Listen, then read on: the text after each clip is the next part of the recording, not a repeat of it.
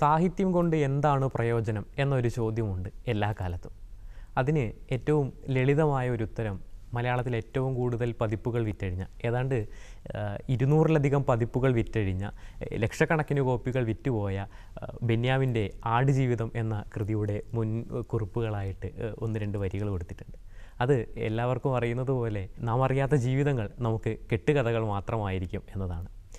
വാസ്തവത്തിൽ നാം അറിയാത്ത ജീവിതങ്ങൾ നമ്മുടേതുകൂടി ആകുന്നതിന് വേണ്ടിയാണ് നാം സാഹിത്യം വായിക്കുന്നത്. വായിക്കുന്ന മനുഷ്യന് അനേകം ജീവിതങ്ങൾ ഉണ്ടാകും, വായിക്കാത്ത മനുഷ്യർക്ക് ഭൂമിയിൽ ഒറ്റ ജീവിതമേ ഉണ്ടാകുള്ളൂ എന്ന് പറയാറുണ്ട്. അങ്ങനെ എഴുതപ്പെടുന്ന സാഹിത്യകൃതികൾ എഴുതപ്പെട്ട കാലത്തിന് മാത്രമല്ലാതെ മനുഷ്യരുള്ള കാലം അത്രയും ഭൂമിയിലുണ്ടാകും എന്ന നിലയിൽ വായന മുന്നോട്ട് പോകാറുണ്ട്.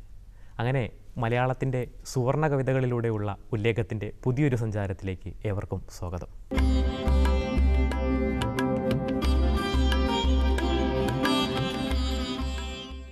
മലയാള ഭാഷയുടെ പിതാവ് എന്ന നിലയിൽ മാത്രമല്ല, മറിച്ച് ഒരു വലിയ സംസ്കാരത്തിൻ്റെയും പൈതൃകത്തിൻ്റെയും അകമാനമുള്ള ഒരു സമുദ്ധാരകനായി കൂടി നാം എഴുത്തച്ഛനെ മനസ്സിലാക്കുന്നുണ്ട്. നമുക്ക് എഴുത്തച്ഛനെടുത്ത ഭാഷാക്രമക്കണക്കേ ശരണം നിനച്ചാൽ എന്ന് കുഞ്ഞിക്കുട്ടൻ തമ്പുരാനെ പോലെ പിൽക്കാലത്ത് വന്ന കവികൾക്കത്രയും ഒരു കവികുല ഗുരുവായി തന്നെ എഴുത്തച്ഛനെ നാം കാണുന്നുണ്ട്. ആധുനികത പൂർവ്വ ഘട്ടത്തിൽ മറ്റൊരു വലിയ കവി, മലയാളത്തിൻ്റെ ലോകകവി എന്നൊക്കെ നാം ആദരപൂർവ്വം സ്നേഹപൂർവ്വം വിളിക്കുന്ന സച്ചി മാഷ് എഴുത്തച്ഛൻ അധ്യാത്മരാമായണം കിളിപ്പാട്ട് എഴുതുന്ന ആ ഒരു മുഹൂർത്തത്തെപ്പറ്റി വളരെ മനോഹരമായ ഒരു കവിത രചിച്ചിട്ടുണ്ട്. എഴുത്തച്ഛൻ എഴുതുമ്പോൾ എന്ന കവിതയെ പറ്റിയാണ് പറഞ്ഞു വന്നത്. അധ്യാത്മരാമായണം കിളിപ്പാട്ടിലെ ഓരോ സന്ദർഭങ്ങളും എഴുതുമ്പോൾ എഴുത്തച്ഛൻ അനുഭവിച്ച വൈയക്തികവും വൈകാരികവുമായ അനുഭവങ്ങൾ എന്തൊക്കെയായിരിക്കും എന്ന് വളരെ സൂക്ഷ്മമായി ചരിത്രപരവും സംസ്കാരപരവുമായി കൂടിയുള്ളൊരു പരിഗണനയിൽ സച്ചി മാഷ് എഴുതുന്നുണ്ട്. എഴുത്തച്ഛനെഴുതുമ്പോൾ സംഭവിപ്പതെന്തെന്നു ഞാനറിയുന്നു. പറക്കുന്നു കുതിരകളെഴുത്താണിത്തുമ്പിലൂടെ പൊളിക്കുന്നു കുളമ്പടി പനയോലത്തടിപ്പാലം. പനയോലയ്ക്കുള്ളിൽ പച്ചത്തഴപ്പാർന്ന സ്മരണകൾ ഉണങ്ങിയ ഞരമ്പിൻ്റെ ജഡത്തിൽ നിന്നുണരുന്നു. പനയോലക്കാമ്പിൽ ദശരഥവ്യഥ പതയുന്നു. മിഥിലയിലൊരു വില്ലു തകരുന്നു. കൈകേയിക്കു വ്രണം വന്നു പഴുക്കുന്നു. പനയോലക്കണ്ണിൽ പഞ്ചവടികൾ നിന്നുലയുന്നു. പനയോല പതറുന്നു. എഴുത്തച്ഛനുറങ്ങുവാൻ കിടക്കുന്നു. തിരിയുന്നു മറിയുന്നു. മയക്കം വിട്ടുണർന്നു വന്നെഴുത്താണിയെടുക്കുന്നു. പനയോലക്കുടിലിലോ നടന്നടുക്കുന്നു ശൂർപ്പണഖയുടെ നഖങ്ങൾ. താടകാമക്കരിങ്കൺകൾ പനയോലക്കുടിലിലോ പഴുത്തോരു കൊടും കാറ്റും മഴയും വന്നുണരുന്നു. പനയോലക്കടലിലെ ഇരുട്ടിന്നു തലപത്തും തളിർക്കുന്നു. എഴുത്താണി മുനയിലൂടൊരു പൊന്മാൻ കളിക്കുന്നു. അനുസ്വാരം വിതുമ്പിപ്പോം വെളിച്ചത്തെ സ്വരങ്ങൾ തൻ ചിറകുകൾ പരത്തുന്നു. വ്യഞ്ജനങ്ങൾ അശോകമായി കിളിർക്കുന്നു.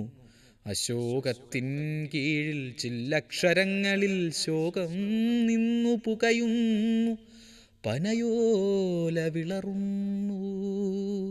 എഴുത്താണിത്തുമ്പിലൂടെ ശിശിരങ്ങളണയുന്നതെഴുത്തച്ഛനറിവീല.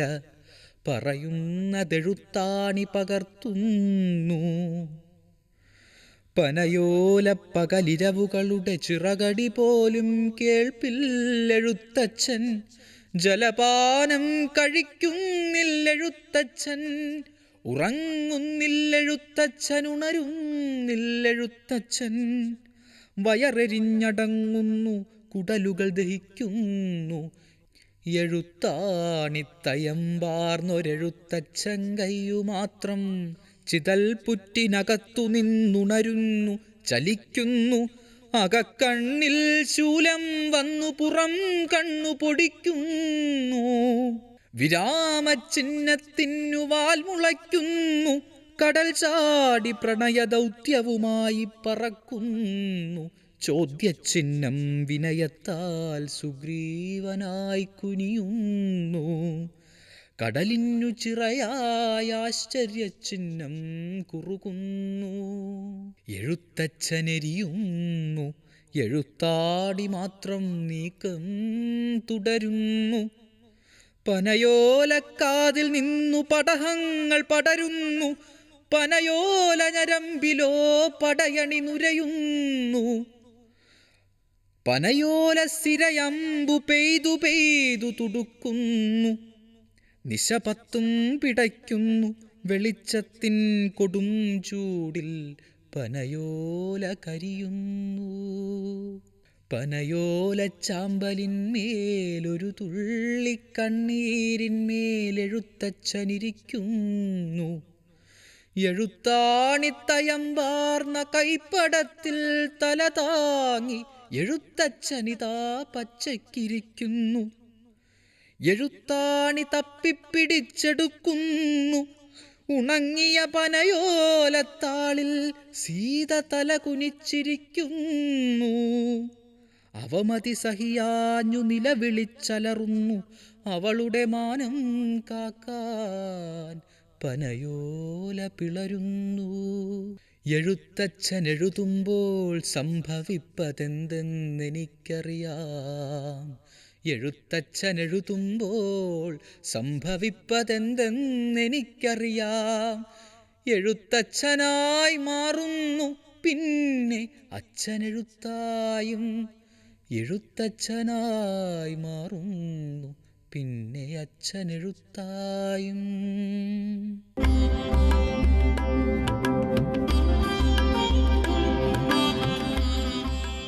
ഇടശ്ശേരി ഗോവിന്ദൻ നായർ എന്ന പേര് കേൾക്കുമ്പോൾ തന്നെ നമ്മുടെ മനസ്സിൽ ആദ്യം എത്തുക ശക്തിയുടെ കവി എന്ന അദ്ദേഹത്തിനുള്ള വിശേഷണമായിരിക്കും. എനിക്ക് രസമീ നിമ്നോന്നതമാം വഴിക്ക് തേരുരുൾ പായിക്കാൻ ഇതേതുരുൾക്കുഴിമേലുരുളട്ടെ വിടില്ല ഞാനീ രശ്മികളെ. ജീവിതത്തിൽ എത്ര തന്നെ കൈപ്പേറിയ അനുഭവങ്ങളും ദുരിതങ്ങളും ഒക്കെ ഉണ്ടായാലും എവിടെ നിന്നെങ്കിലും എത്തുന്ന ആ ഏറ്റവും സൂക്ഷ്മവും നിസ്സാരവുമായ ഒരു ജീവിതത്തിലേക്കുള്ള വെളിച്ചത്തെയും മുന്നോട്ടുള്ള ആ പാതയെയും കൈവിടാതെ അതിനെ ശക്തിയായി മുറുകെ പിടിച്ച് ആത്മധൈര്യത്തോടെ ആത്മശക്തിയോടെ മുന്നോട്ട് പോകാനുള്ള ഒരു വാഞ്ച ഇടശ്ശേരിയുടെ കവിതകളിൽ എപ്പോഴും നമുക്ക് കാണാൻ സാധിക്കാറുണ്ട്. കറുത്ത ചെട്ടിച്ചികളിലും കാവിലെ പാട്ടിലും ബിംബിസാരൻ്റെ ഇടയിലും മുതൽ പൂതപ്പാട്ട് വരെയുള്ള അദ്ദേഹത്തിൻ്റെ പ്രസിദ്ധ കവിതകളിലൊക്കെയും നാം കവിതകളുടെ ആഴത്തിലടങ്ങിയിരിക്കുന്ന കവിതകളിൽ ഉൾച്ചേർന്നിരിക്കുന്ന എപ്പോഴുമുള്ള ഈ ജീവിത വീക്ഷണത്തെ കണ്ടെടുത്തിട്ടുണ്ട്. വൃദ്ധനായ അജാമിളന് കണ്ണും കാതും നൽകി അദ്ദേഹത്തിനെ സർവദാ പരിചരിച്ച് കൂടെ നടക്കുന്ന മകൻ നാരായണൻ ഒരു വശത്ത്, മറുവശത്ത് മഹാത്മാഗാന്ധി അദ്ദേഹത്തിനോടൊപ്പം സർവദാ കൂടെ നടന്ന് അദ്ദേഹത്തിന് നിരന്തരം പ്രചോദനം നൽകി അദ്ദേഹത്തിനെ ശുശ്രൂഷിക്കുന്ന രാമൻ മറുവശത്ത്. നോക്കൂ, ഈ രണ്ട് ബിംബങ്ങളെയും രണ്ട് സന്ദർഭങ്ങളെയും ഒരു കൽപ്പനാവൈഭവമുള്ള കവി എങ്ങനെയാണ് ചേർത്ത് വെച്ച് മനോഹരമായൊരു കവിതയാക്കി മാറ്റുന്നു എന്ന്. പരമവൃദ്ധനാം അജാമിളഖ്യനെ പരിചരിച്ചുപോൽ മകൻ നാരായണൻ കുളിക്കണോ തൻ്റെ പിതാവിനെ അതാ കുളക്കടവിലേക്കെടുക്കുന്നു മകൻ. ഭുജിക്കണോ താതന്നതാ മധുരമായി പജിച്ചവനൂട്ടി പരിതൃപ്തി കൊള്ളൂ. കിടക്കവേ കുഴൽ തലോടി വാഴുന്നു, വിയർക്കവേ വീശിക്കൊടുക്കുന്നു സുഖം. കിഴവനു കണ്ണും കരവുമാത്മാവും മുഴുവൻ വിശ്വവും മകൻ നാരായണൻ. കയറും ദണ്ഡുമായി അരികിലെത്തിയ കരാള മൃത്യുവിൽ ഭയം പെരുകവേ അഹോ നാരായണ അഹോ നാരായണ അകം പൊരിഞ്ഞതാ വിളിക്കുന്നു വൃദ്ധൻ. വിളിപ്പുറത്തെത്തി ക്ഷണാല ജീവനെ വിടുവിച്ചുവത്രേ ഹരിനാരായണൻ. കഥ ഇതു പരം പുരാതനം, പക്ഷേ കലാശിപ്പീലതാനതിൻ മധുരസം. നരചരിതമേ തളിരിടുന്നു നീ നവനവശോഭം മഹാമരം പോലെ. ഒരേ രൂപത്തോടെ പലേ വിതാനത്തിൽ വിരിയും സംഭവ പരമ്പരയാലെ യുഗങ്ങൾക്കു ശേഷമൊരിടത്തു വന്ധ്യവയോധികനൊരാൾ മൃതിയെ നേർക്കുന്നു. പറയുവോരുടെ വജസ്സിലൊക്കെയും എഴുതുവോരുടെ എഴുത്തിലൊക്കെയും വിചാരശീലർ തൻ മനസ്സിലൊക്കെയും വിരാജിച്ചിതന്ന മനുഷ്യന്റെ നാമം. മഹാനഗരത്തെ തപോവനമാക്കി മഹാത്മസത്വത്തിലുലകടക്കിയോൻ അനതിദൂരക യമുന തൻ വീർപ്പാൽ ജനുവരിയിലെ കൊടും തണുപ്പിനെ പുതച്ചു മാറ്റിത്തന്നിരുദൗഹിത്രിമാർ തരും ചുമലുകൾ അവലംബമാക്കി ഒരു നോക്കു കാണാൻ ഒരുമിച്ചീശ്വര സ്മരണയിൽ മുങ്ങാൻ കൊതിച്ചിരിപ്പോരെ. പരമസ്നേഹത്താൽ പരാധീനരാക്കി പരാത്മജ്യോതിസിൻ പരിവേഷം ചാർത്തി വരികയായി ബിർളാഗൃഹാങ്കണത്തിലെ വിരിമണലിലെ കഹിംസോപാസകൻ. അടുത്തു നിൽപ്പവരറിവീലെങ്കിലും അപാരതകളിൽ മുഴങ്ങിടും മന്ത്രം ലസിക്കുന്നു ധർമ്മപ്രബോധന സ്ഫുരതധരവീതിയിലതാ രാമ രാമ. അഹോ തനിക്കൊരേ നിയന്താവീ രാമൻ മഹോദ്യമങ്ങളാൽ നിറഞ്ഞ മാർഗത്തിൽ ഹരിജനസേവാ മഹാനദങ്ങളിലവഭൃത സ്നാനം കഴിപ്പിച്ചു രാമൻ. നിരന്തര കർമ്മ പ്രചോദനമാകും വിശറി വെച്ചിട്ടില്ല അരക്ഷണം രാമൻ. തളരെത്താൻ നെയ്യും സ്വതന്ത്ര രാഷ്ട്രത്തിൻ തണൽ വിരിയിലിത്തിരി തലചായ്ക്ക് പരം ദണ്ഡിയാത്ര മുതൽക്കെഴും മഹാസമരയാത്രകൾ മധിച്ച കാൽകളെ നവഖാലി യാത്ര കുതുകമാകുന്ന കുഴമ്പിട്ടു രാമനൊഴിഞ്ഞതോർപ്പൂ ഞാൻ. കരയണോ നമ്മൾ തഥാവിധ രാമകരതലാർപ്പിത മഹത്വത്തെ ചൊല്ലി വരും വഴിക്കതാ പുരോഭുവി നിൽപ്പൂ വിരോധത്തിൻ നെടും കയറുമായി മൃത്യു. അഹോ സന്ധ്യാംബികയ്ക്കുടയാട മുങ്ങി മടിയിൽ വീണൊരാ മകന്റെ ചോരയിൽ ഒരു കുഞ്ഞാടിനെ അറുത്തിട്ട പോലെ തറയിലത്തനു പതിച്ചിടുമ്പോഴും തിരുമുഖത്തില്ലാ ഭയവും ക്രോധവും വരമധരത്തിന്നിതേ രാമ രാമ.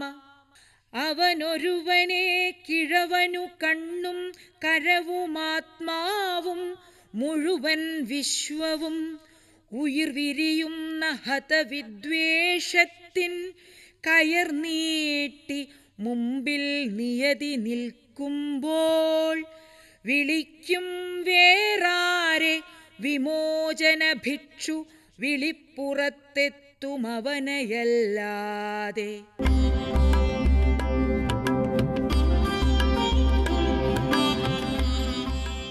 സ്വപ്നവും സ്വപ്നഭംഗവും വാഗ്മയ ചിത്രങ്ങളായി മനോഹരങ്ങളായ പൂക്കൾ വിടർത്തുന്ന ഒരു മഹാപ്രപഞ്ചമാണ് ദേശമംഗലം രാമകൃഷ്ണൻ്റെ കവിതാ ലോകം. സങ്കീർണ ബിംബങ്ങളുടെ ധ്വനി സാന്ദ്രതയാണ് ദേശമംഗലത്തിൻ്റെ കവിത എന്ന് അയ്യപ്പ പണിക്കർ മുൻപ് പറഞ്ഞു തോർക്കുന്നുണ്ട്.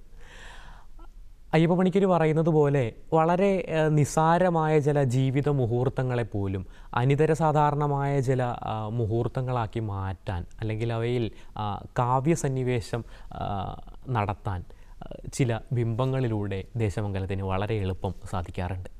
അതിന് ഏറ്റവും മനോഹരമായൊരു ഉദാഹരണമാണ് കടുക് പൂത്തപ്പോൾ എന്ന കവിത. കടുകു പൂക്കുന്നു കരളിലേക്കേതോ ചെതുമ്പൽ കണ്ണുകൾ തുറിച്ചു നോക്കുന്നു. കടുകു പൂക്കുന്നു പിഴുതെറിയണം പടിയിറങ്ങുമ്പോൾ പറഞ്ഞു കേൾക്കുന്നു. ചുമരിൽ ഗൗളികൾ ചിലച്ചിരിക്കുന്നു. ഉഴക്കുവെള്ളമേ കിണറ്റിലിന്നുള്ളു. കരയിൽ കൈനീട്ടിയവറ്റ നിൽക്കുന്നു. ചെറുമഞ്ഞപ്പൂക്കൾ വിടർത്തി നീട്ടി എന്നിറയത്തെത്തിയോ അകത്തു കേറുമോ. വിരുന്നിനായാരോ വരുന്നുവെന്നല്ലേ വളരെ നാളായി ചെടികൾ ചൊല്ലുന്നു. അവനെ പൂജിച്ചു വിളമ്പുവാനാരാണിവിടെ, ഇന്നാരാണവൻ്റെ ഭക്ഷണം.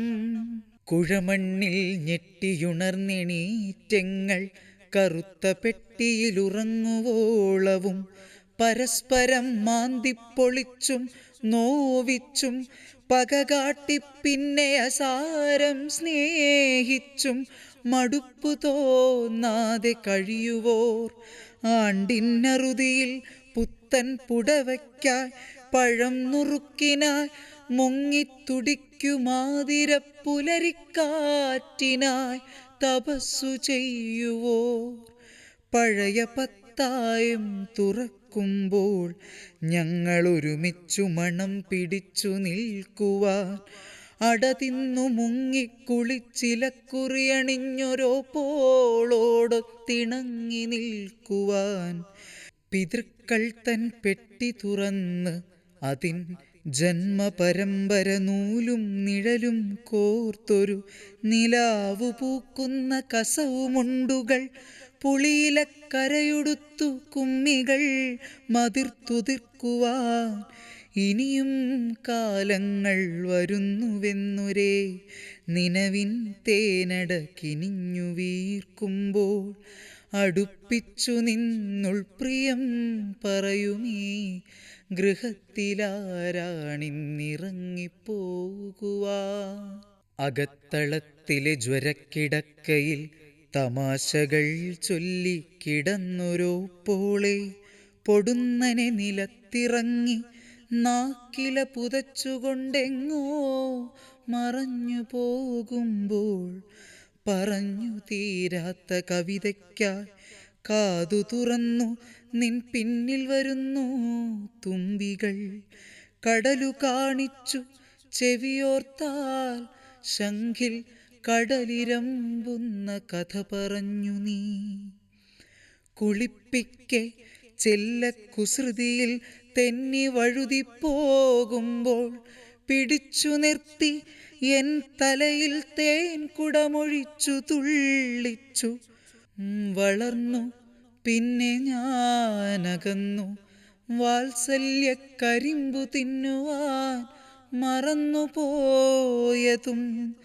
തമിഴകത്തു പോയൊളിച്ചു പാർത്തു നീ അയിത്തക്കാരിയായകന്നു നിന്നതും.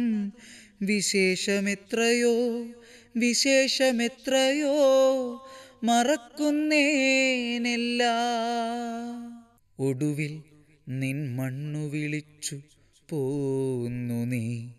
കടുകുകൾ മൂത്തുമതിച്ചു പൊട്ടുമീ നിളാനദിക്കരയൊരു പിടിയരി നനച്ചു വെച്ചതിൽ ചെറുളയും നീരും ഒഴിഞ്ഞുതിർക്കവേ കരയുന്നില്ല ഞാൻ.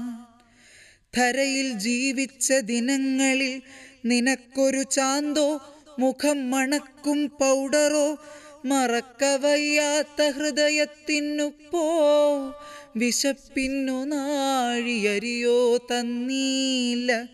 ഇരുട്ടുകൾ കുത്തിത്തുളച്ച കണ്ണുമായി ഇറയത്തു നിന്നു വിളിച്ചു ചോദിക്കെ അവജ്ഞയിൽ നീട്ടും ചെറുതുച്ഛിഷ്ടങ്ങൾ ചെറുചിരിയോടെ തിരസ്കരിച്ചു നീ. എനിക്കു വേണ്ടുണ്ണി നിനക്കിരിക്കട്ടെ, എനിക്കു നിൻ നന്മ മതി അതോർക്കുക. എനിക്കു വേണ്ടുണ്ണി നിനക്കിരിക്കട്ടെ, എനിക്കു നിൻ നന്മ മതി അതോർക്കുക. ശിരസിൽ നാലായി മടക്കിയ നിലാത്തുകിലുമായി വാനമിടറി നിൽക്കുമ്പോൾ അരികത്തു വന്നെൻ നിറുകയിലോപ്പോൾ മുകർന്നുകൊണ്ടെന്നെ തഴുകിപ്പോകുമ്പോൾ കഥനങ്ങൾ പൂട്ടിയുടച്ചൊരെൻ നെഞ്ചിൽ തഥാഗതൻ തന്നെ നിറഞ്ഞു വിങ്ങുന്നു. കഥനങ്ങൾ പൂട്ടിയുടച്ചൊരെൻ നെഞ്ചിൽ തഥാഗതൻ തന്നെ നിറഞ്ഞു വിങ്ങുന്നു.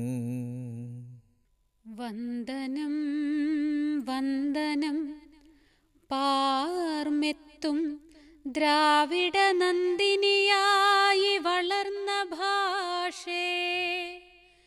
വന്ദനം വന്ദനം ചിത്തം കവർന്നിടും ചന്ദനാമോദം കലർന്ന ഭാഷേ.